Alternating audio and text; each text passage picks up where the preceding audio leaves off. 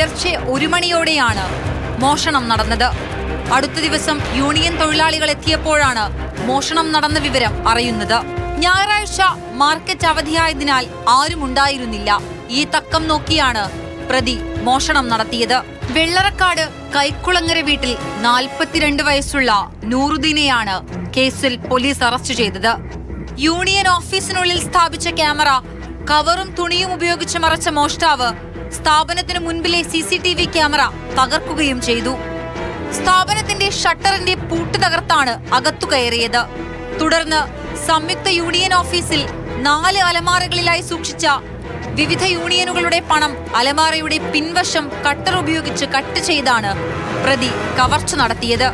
15 ലക്ഷത്തോളം രൂപ കവർന്നു. കവർച്ചയ്ക്ക് ശേഷം പ്രതി ജോലിക്കായി മത്സ്യ മാർക്കറ്റിലെത്തി. CCTV ക്യാമറകൾ കേന്ദ്രീകരിച്ചും ശാസ്ത്രീയ തെളിവുകൾ ശേഖരിച്ചും പോലീസ് നടത്തിയ അന്വേഷണത്തിലാണ് പ്രതിയെ തിരിച്ചറിഞ്ഞത്.